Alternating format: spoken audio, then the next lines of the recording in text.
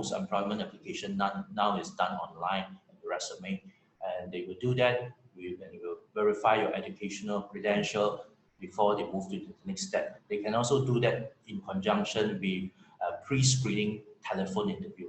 Pre-screening telephone interview most of the time is done for jobs that are temporary, especially, and the telephone interview will be more or less the final one before they select the right hire for the job, especially if it's a temporary job that are not at a senior level. So with this pre-screening telephone interview, they will then verify your prior employment and this work performance with other organizations to see how suitable you are. They may also be looking at the social media, your LinkedIn, and so on. Right? Of course, with regards to privacy, that is something that they have to take into consideration, what they can look at and what they should not. The other aspect then, after going through these two steps of shortlisting, not all organizations, but most organizations will require the candidate to do an online written test. Mainly, that is to look at your workplace personality. You notice I mentioned the word workplace personality, not general personality. In every individual, we have our personality at home, we have our personality at work, we have our personality in a social setting. They are not all the same, though they overlap. And that is very normal of every individual, because the environment we are in is different. We are motivated by different factors. Therefore, our personality traits may also be different. Now then, after going through these three steps of screening, the last step they will take will be to determine the overall suitability of a candidate for the job position. They will require the person to go through a virtual interview or in-person interview. With the impact of COVID-19, most of the time this is done through virtual interview. And virtual interview obviously have its pros and cons. Later we'll talk about how you can prepare yourself for a virtual interview as opposed to an in-person, face-to-face physical interview. Most of the time after this interview, depending on the position, the practice of the organization, they may have a final follow-up interview to tie up the loose ends before they determine who is the candidate as the right hire to provide the letter of offer. For some cases, especially those job positions that are more technical in nature, more engineering in nature, they may require the good person to go through a work simulation assessment. For example, people working in ship management industry, the seafarers, they may go through a work simulation assessment before they decide. That is more looking at their vocational skills, their vocational ability. And for some very senior position, they will then go through a structured panel interview. A structured panel interview will be one where you have up to about 4 interviewers going through a Q&A session with the selected candidate. And in today's context, there is also this practice for some organization that they use what we call a pre-employment tryout. That's different from probation. It may be one that the person worked there for a few days, a few hours to have a tryout to see whether they are suitable, and it's for both parties to evaluate each other whether they are the right fit for this job. So in short, that will be how it goes roughly for most organizations, especially for bigger organizations. They will go through more of these steps. For SMEs, they might cut short the number of steps. It depends on the perspective of the management, right? So how does this help us? Well, with an understanding of this, you will then know what area they look at, what area they are assessing at each stage, and how you can prepare yourself for that purpose and know what to expect after that. For example, the online written test for personality job fit, this is one where our mindset should not be thinking about the right and wrong behavior. Most tests that are robust, you will not know exactly what they're trying to find out from you. Because if you know, there's a tendency for people to give answers that are socially desirable, and that those tests will not be robust. So Now let's move further into the part on about how COVID-19 have impacted work trends and work attributes. So that gives us a better idea in today's situation, how then HR evaluate interviewees and how interviewees can prepare themselves. First, we look at the impact on work trends and work attributes because of the virus outbreak. You notice one of the trends here is that there's an increase in remote working because of social distancing, right? So competency and willingness of a candidate in using digital technology to operate, that can be one aspect that now HR will be considering, right? Depending on the job position. Of course, if your job is very physical and manual, that may not be one that they emphasize so much at all. The other job trend that you see is there is a contingency worker expansion. There's an expansion of this contingency workforce for organizations to maintain flexibility in their workforce engagement, and mainly for organizations to use gig workers. Gig workers are on-call workers, freelancer, contract firm workers, and so on. In the past, there's a different perspective of gig workers, but in today's context, this has become the norm, and this is something that people can also consider in their career management model, as opposed to the traditional model of one's organization as a full-time job from 9 to 5. The other aspect, the impact on work attributes. There's a growing importance of the emphasis of multidisciplinary skills. It's about individual, not just specialized in one area, but a combination of 2 or 3 areas to help the organization to be more responsive in leading and managing change. So cross-functional knowledge and multidisciplinary skill training of employee help employee to play varied, adaptive, and flexible roles. This has becoming more and more the emphasis. Even before the COVID-19, this has been looked into, but now it becomes even more relevant and critical. And one other area to look at will be the candidates on their ability and inclination to manage change. And when I talk about that, we're talking about their attribute of adaptability, agility, and flexibility. Now, what is the difference between these 3? Adaptability, in my definition of my assessment of candidates, is the readiness to adjust to different conditions in the workplace. It makes up of some sub-workplace characteristic. Is how prepared are you to adjust your plan? How structured are your thoughts? Are your thoughts very structured or more to the spontaneous side? Is it overused or underused? Your focus, are you able to multitask? Multitask is different from distraction. So how are you able to multitask and stay focused? Are you comfortable with that? Are you motivated to be in that kind of work situation? The other area to look at is agility. Agility here, we're talking about how much inclined are you to act promptly, decisively in an increasingly volatile, uncertain working environment. That make up of how cautious you are in your work, how courageous you are in your work, the balance between the two, your pace of work. Do you have a sense of urgency in getting the work done on time? So these are some of the work characteristics that we are looking at. And flexibility, how is flexibility different from adaptability? Here, flexibility, we are looking at the tendency to modify your approach in responding to different circumstances. So it makes up of how much you follow structure, how willing you are to adjust to different situations, how much you are comfortable with routine, and how much you want jobs that provide you a variety of different experiences. So this is one aspect that we look at as well for managing change, especially in today's context.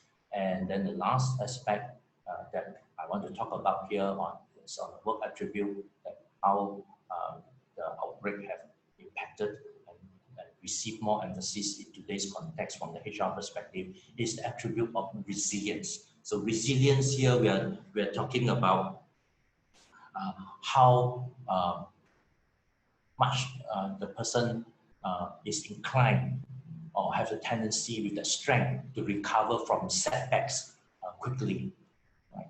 With a good sense of humor. So that is resilience. It's not just about the characteristic to be able to persevere, to hold on to something, but when things are going tough, but it is also that emotional maturity, that self-control to be able to stay calm, stay positive in an adverse situation, to recover from setback and laugh over things with a good sense of humor, move forward and be able to focus on the positive side of a situation. A situation that is tough going, we can look at it as a tombstone, that's the end of it, or we can look at it as a stepping stone. So it all depends on the perspective. It's not about skill, it's about mindset, it's about perspective. So that all make up the attribute of resilience from candidates. So these are some areas that are receiving more and more emphasis with the impact of COVID-19. I shall now move on to touch about the various terms that are used, or various criteria that HR are looking at in assessing and interviewing. There is this part on aptitude. Aptitude is not about skill, it is that natural talent, that special ability in a person in doing something or learning something easily and quickly. So creativity is one of it, and it's not a personality trait, it's an aptitude. Soft skills, hard skills, these are all about ability, and all these can be trained from unable to become able. The other aspect that we can look at is on workplace personality traits. Now, personality traits are those that make up of inborn and nurtured traits. In workplace, most of it are mainly nurtured traits. That means it can be developed. They are not inborn traits. So it can be coached. People can be coached from underuse of a trait or overuse of a trait to effective use of a trait. If you overuse, for example, your directness in the workplace, you become not just straightforward, but become blunt and can be offensive to people. But if you underuse the trait of directness in the workplace, you might be being evasive or speaking too little. So how can you be direct and not offensive, direct in a professional way? All these can be coached. These are part of workplace personality traits, characteristics. So knowing all this helpful because it will help you to know which area you can work on to be a better fit in the job, to be more robust in taking on jobs in the post-pandemic period. Now talk about skills. Skills, you can break it up into soft skill, hard skills, and vocational skill. Soft skills are skills that about your ability to manage yourself, your emotions, your thinking, relate well with people, your interpersonal skills, lead and manage people issues effectively, leadership skills.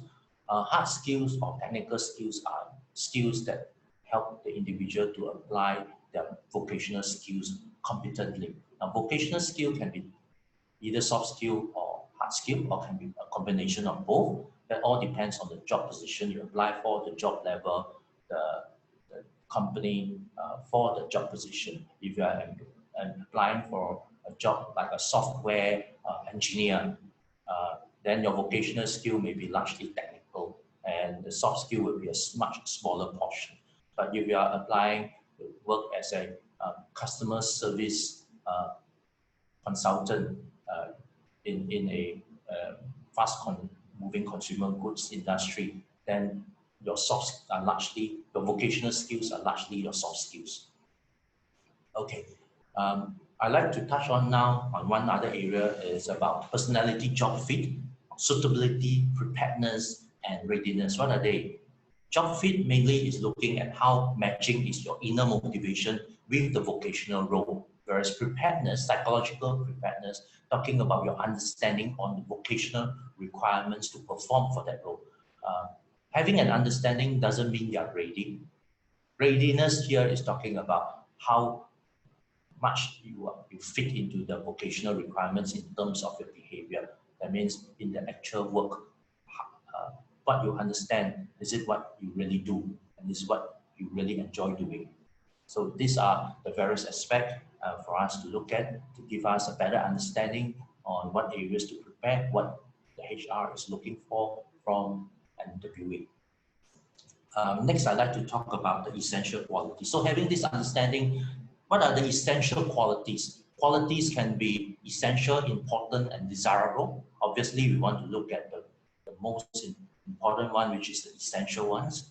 So what are the essential qualities? One area I touch on is on the aspect of perseverance, endurance, and resilience. I mentioned a while ago about resilience. So here is about the behavior that show your staying power in doing something, even though it is difficult, even though there are setbacks, there are past failures. Right? This is especially important in today's context, how willing the person is to stay motivated, to work in a very challenging environment, handling very difficult tasks. Like the healthcare workers during this virus outbreak, how they stay on, work long hours and get going. The other aspect is about working with colleagues together as a team. This is important, especially if you are in a customer service role, which a team-based working relationship is very much emphasized. And about the humility, the willingness, the openness to take feedback, trainability, teachability, right? And interestingly, most senior leaders, after some years, they have forgotten about humility. They think that I have arrived, so I don't need to listen to much feedback. And it depends on who is giving them the feedback. And that is a pity. So when they go through executive coaching with me, I went back with them on the basic. Do you still have that humility to listen to feedback? Are you open to feedback? Or are you drowned by your current success? The third behavior that HR is looking for is, do you have that spirit of excellence? Do you have that drive to be the best? Right? The drive for excellence, your professionalism to carry out a job from start to end, right? To have the integrity, to be able to upkeep confidentiality. Right? The next behavior to look at, and this behavior is now getting more and more critical and important because of the outbreak, is about the behavior to adjust to new conditions to be future ready. So we're talking about the attributes of adaptability, initiative to initiate change. So these are mainly personality traits. There are workplace personality characteristics that you can build on. The other area that I'd like to touch on is on soft skills. These are mainly correlated to the earlier personality traits that I have taken you through. First is about managing ourselves, right? So here we're talking about emotion management. We can be very highly intellectual, we can be very knowledgeable, but if we can get angry easily, we can feel lousy easily, and we can lose control easily in our temperament, then that really will override all the competencies we have displayed when we are calm and composed. So emotion management, the willingness to embrace lifelong learning, that we are always learning and always improving. This is one area. The other is about engaging others at work, that's interpersonal communication skill, managing challenging situations, multitasking, problem solving, and then the last part of managing change as an individual in managing change. Here we are not talking about change management. We're not talking about leading and managing change at the organizational level. We're talking about an individual managing changes in the workplace. So these are, in short, the 4 dimensions you can look at in preparing yourself as an interviewee, that most of the time interviewer will be looking at these few areas, regardless of what job you're applying across many different sectors. Now, next, how do they find out from you then that you have those skills and you have those attributes? Obviously, one on the personality workplace assessment will be through the written test, but they can also confirm that during a virtual interview. They do that by asking competency-based interview questions. So competency-based questions are really behavioral questions that require you to give a detailed account of your actual job behavior. So they ask you to describe a situation, a problem that you have encountered before, the kind of task that you are expected to do to manage it, and then what action that you have taken to overcome the challenges that you face, and what outcome that you have achieved from doing that, how that was measured, how do you know that you have overcome the issues.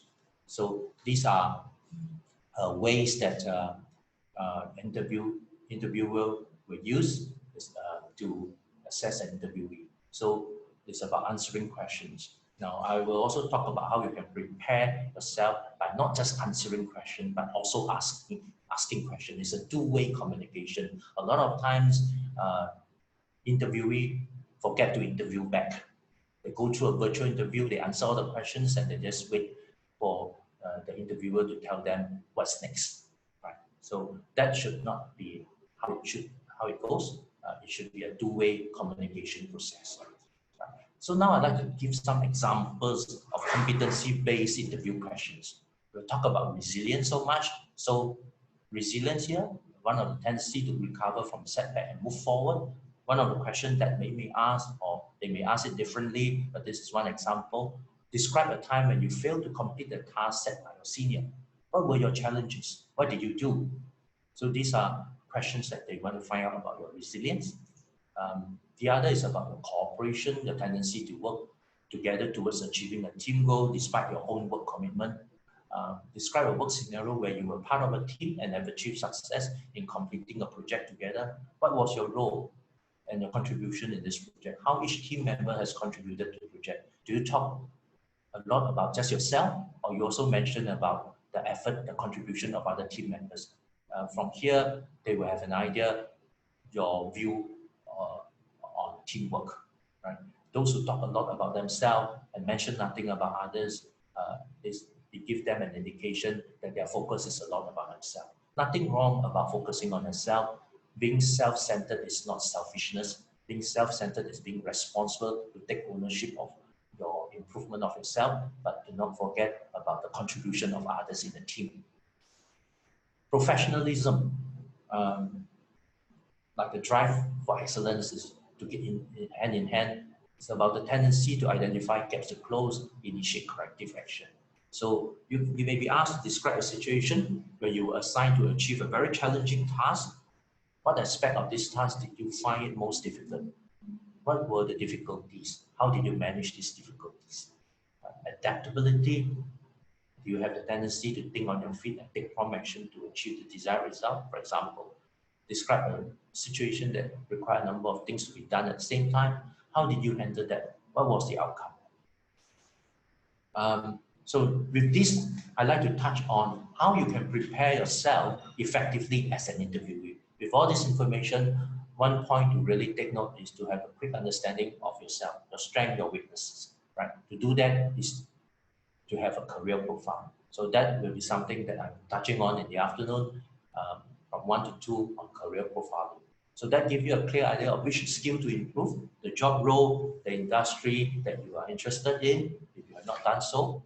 Industries that have been staying strong even with this global pandemic include e-commerce, digital media and entertainment, health and wellness, grocery retail, and video conferencing services. Right? So these are some examples. Do prepare to share what and how you can contribute to the organization in a concise manner and what you are looking for from the organization in order to be able to contribute effectively and stay with the organization. This concise sharing covers your work history briefly, the key relevant areas, the skill, the experiences that you have acquired through paid jobs or even volunteer work that you have done before. Right?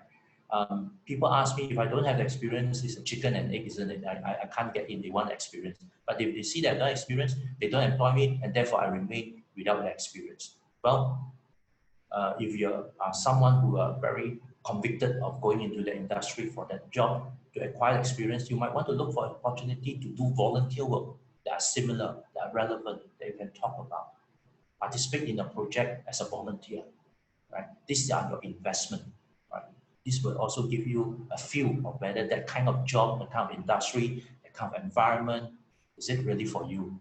Sometimes on paper look good in everything, but not until the actual experience. So you never know if you have not tried out. The advantage is when you're young, you can try out more. Even you are in mid-career switches, even if you are mid-career switches, you can still do that as long as you stay positive, you're willing to do take the first right step, everything will come in order, right? So here, sometimes interviewer may be asking you a question like, tell me about yourself. Actually, they are asking you to talk about how you can contribute to the organization effectively, right? Next is to prepare answers on question of what did you do during the circuit breaker enforcement period. This will help the interviewer to have a sense of what do you do to better prepare yourself for this job position to be a value contributor, right? This might be through volunteering work or developing your skills through attending an online course. So build your workplace experience through not just paid job, but through volunteer work. Relevant work experience is a great addition to your CV. Next, this is an area that certainly will be covered in an interview. Most of the time, most interviewer will ask, talk about your weaknesses in the course of playing your role. So what you see are your weaknesses. To me, a weakness is defined as a strength either underused or overused. Why? Because everyone has a strength of wanting to succeed. No one set themselves up to fail. So why do they have a weakness? Maybe they interpret the requirements wrongly, that they underuse something, or they interpret it as that they should spend a lot of time on it, and therefore they overuse. Right? So when you overuse a strength, you underuse a strength, it becomes a weakness. That's my definition. Right? So a point to take note is, how did you become aware of it? It's good to mention that your awareness comes from feedback that you seek actively from people. If this is not what you have been doing yet, so it's good to start practicing that, and that shows your initiative to gain self-awareness. So what did you do to manage these weaknesses that you are aware of?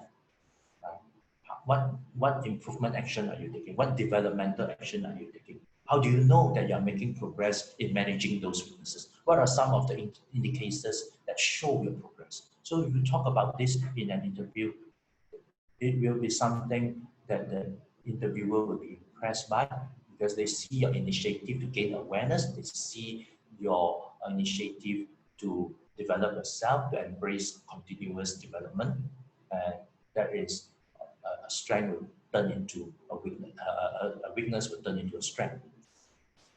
Here I'd like to talk about describe your weaknesses.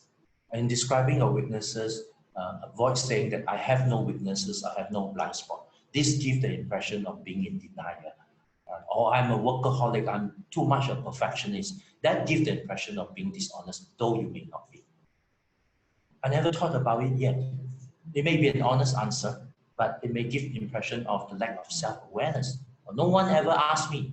Well, that will give the impression of a lack of initiative to gain self-awareness. I'm too kind to others most of the time. Again, here may be an honest answer, but it does give the impression that the person is displaying false humility. Whatever they are, avoid you responding it in this way. Your sincerity and professionalism to yourself and to others are not only critical for interview success, but also critical for lifelong success in your career. Right? Because you also don't want to bluff your way through to get a job in order to ask to leave. You also don't want the interviewer to oversell the position to you. In the end, you find that it is not what it is. Right? So it's good for both parties to be sincere and professional in order for a real relationship to get started. Now, when in describing your weaknesses, be sincere and professional, show initiative to gain self-awareness, your proactiveness in managing this weakness, and your sound thinking about the relationship between that weakness and the job requirement. Is it affecting the job requirement, or if it does not affect the essential aspect of the job requirement, then it is not a serious concern. Weaknesses in your workplace personality, it's not a concern when you can show this personality trait is not essential for performing the job role. For example, I have a tendency to look at the bigger picture at work, not so much on meticulously on the detail. If you are a strategic planner, this may not be the main emphasis. Right? It will be other personality traits that they'll be looking at. Moreover, I mentioned before, unlike inborn traits, workplace personality traits are mostly nurtured traits. They can be managed to avoid underuse or overuse in the course of performing the work. You're talking about weaknesses in your knowledge, your skill and experience. These are very straightforward. All these can be managed effectively by showing the development actions that you are already taking or you are planning to take. Now, because it's a virtual, mainly most of the interview now is conducted virtually, so it's good to practice your mock online interview. The camera is right, there's no distraction, background, put your phone to silent mode, don't have the dog barking at the back, don't have babies crying, you are staying with somebody else, secure your internet connection, close any bandwidth eating programs like high-def video or online games for your better connection. Be in front of a neutral color wall or a virtual background. Play back your recorded mock online interview to make improvements. See what you can improve from there. The body language, your facial expression, your tone, your voice. Did you speak up enough, and so on. Right. Prepare notes on your computer. Unlike face-to-face physical interview, this is something you can do for virtual interview. And keep these notes on the side of your screen where you can see them without looking away from the camera. Be prepared to interview back. This is what I mentioned earlier on. Prepare some questions to ask during interview to confirm your understanding of what the organization is looking for from a candidate for the job role, your understanding of the interviewer's question. Examples of questions that you ask during interview, these are examples. What do you see as the most challenging aspect of this job? What does success look like in this position? And what do you see in my resume that you would like to clarify further on whether I'm a good fit for this role? So these are questions that you can ask. Of course, there are others, that because of the constraint of time, I will not go deep into this area. And the last part to really look at is, especially for those who are in the digital native generation, especially do consider the use of social media, YouTube video, Facebook, online platform, and LinkedIn to share the lessons you learn from your work experience. I know of one guy who liked to go into childcare, and he come up with a video, he loaded on YouTube, and the interviewer liked that very much, and he got interviewed, and he got the job.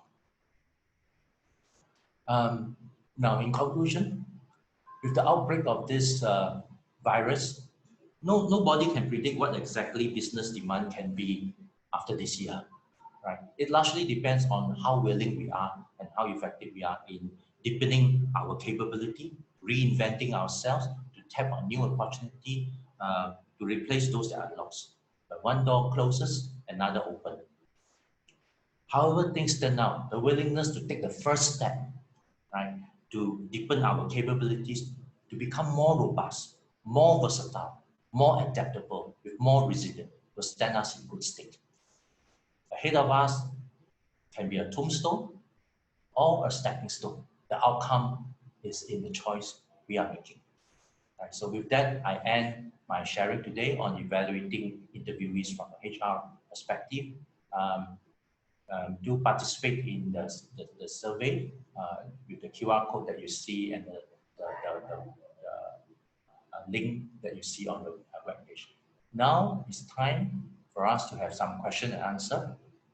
Let's hear from you, the questions that you may have for me.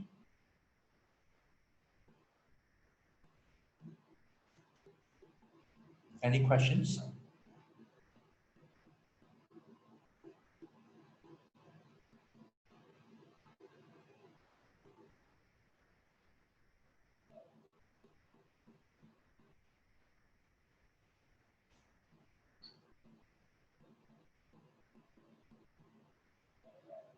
You're free to ask any question. No one question is a silly question, only one that you don't ask. So do feel free to ask questions.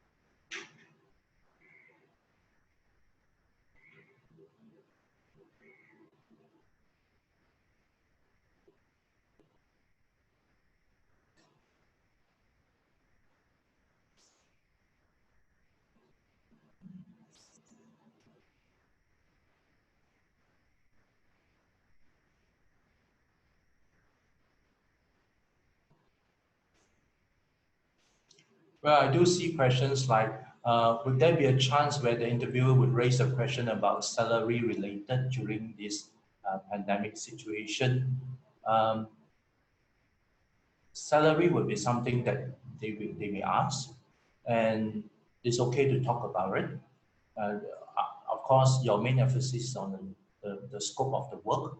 And first is to give an impression of your keenness on the job role before we talk about salary. So that is the first hurdle to cross to be convinced that that is the kind of job that is interesting for you, that is motivating for you and you fit in. Then before we talk about salary, salary will be the next to talk about.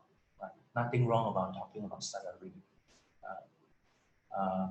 I see questions like, how do I address the issue on the lack of experience as a fresh graduate?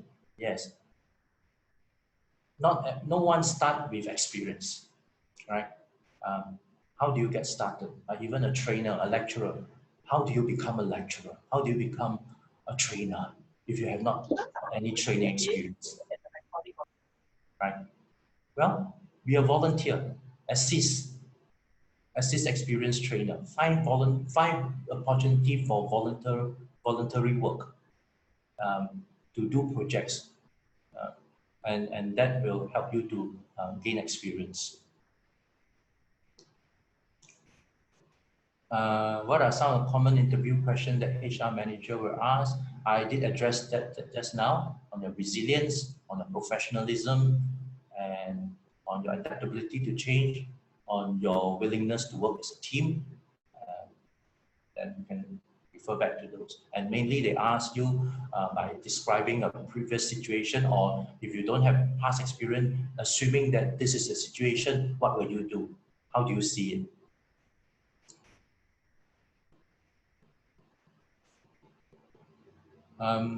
I see another question on what is the best way to follow up after an interview. Well, from the interview in the exchange, through the tone, the excitement, or not that without the excitement from the HR, the interviewer, the kind of questions that they ask, you will have an idea on how much positive impression you have impacted on them. Right? If they ask you, oh, how soon can you start? What are the other job interviews that you are going? Do you already have an offer, and so on? That may be not exactly a foolproof indicator, but that gives you some indication of where you are. To follow up after interview would be best at the close of the first interview. So what can I expect next? What is next after this? Will I be notified whether or not I got a job? And how soon can I expect to hear from you? So that would be questions that you can ask. Hi, Dr. Fred. We have one question. How do we address the issue of lack of experience as a fresh graduate? Okay. Yeah, the lack of experience of a fresh graduate, I mentioned about voluntary work. You can gain that through voluntary work. You can do that by assisting senior and offer, say, I'm keen to learn, I'm willing to learn, can participate in projects as a volunteer, right? I have people who have no experience and they say, can I work with you to understudy? I just want to know, is this the industry for me? Is this the kind of work that will be relevant for me? So it's about your determination, your willingness to do without getting paid. And that will help you to gain some work experience. I hope that answers your question. Does that also equate to resonating values to the interviewer? How do we resonate our values to their values?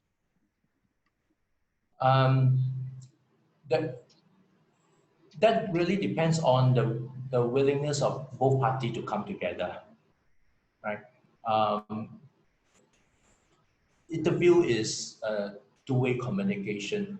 As much as they interview you is also as much as you want to see, is this the organization I want to work for? Are their company cultures something that I am comfortable with and I want to be with that company?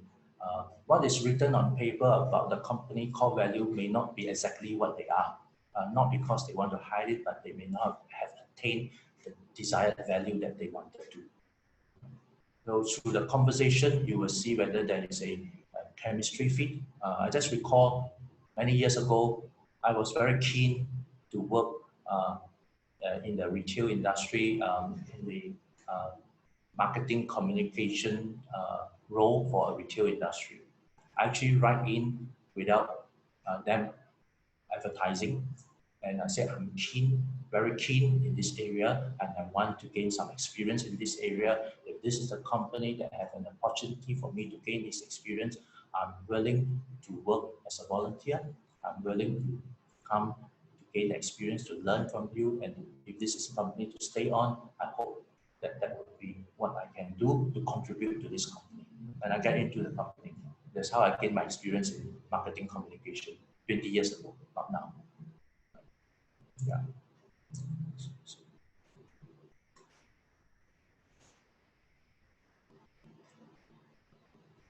I hope that give you some understanding on this.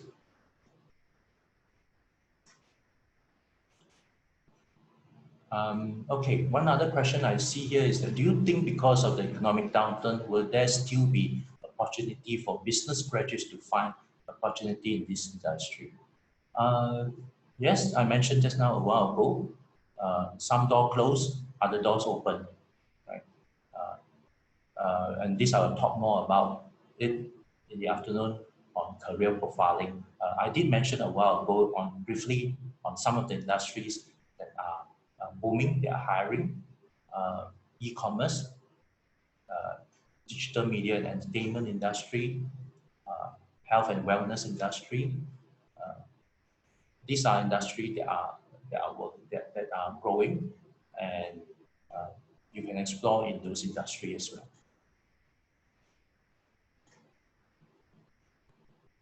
Okay. I hope I've answered your questions. Well, I do not have a perfect answer for every question, but I believe that as I share my experiences, it's very much back to our willingness to take the first step, the first right step to move forward. Hello, Dr. Fred. One question. Yes. For experience, yes. Only job-related experience or volunteer work is taken into consideration, or even the part of job not related to my work is considered. Sorry, can you repeat that question once? Hello. For experience, yes. Only job-related experience or volunteer work is taken into consideration. Volunteer work can be taken into consideration because volunteer work is also part of work experience. It may not be fully related, but it's how you see the relevance there, especially the application of soft skill in relating to people, in working as a team, in managing a challenging situation, in solving problems together, in overcoming misunderstanding. These are important. Vocational skills, that is tough because that really based on your vocational qualification, your eligibility for that. But soft skill, volunteering work helps for you to, as an interviewee, to talk about how it can be applied to your job. Your interpersonal communication skill that you gain through voluntary work. Yeah. So what about other careers that's not related to what I studied? For example, being a financial consultant or being an insurance agent. What do you think of that? Being a financial consultant and insurance agent will depend on what the HR is looking for. Are they prepared to take somebody who is inexperienced and to train them up at the entry level, or they are willing to, and they are looking for someone who is experienced? So that depends on that matching. Yeah. Even in finance, interpersonal skills are important because you are talking to clients, you're handling client questions. So how much you seek to understand them, how much you are able to speak words that help them to connect with you. These are important. This, again, you can gain this soft skill through voluntary work, not necessarily must be in a finance specific industry.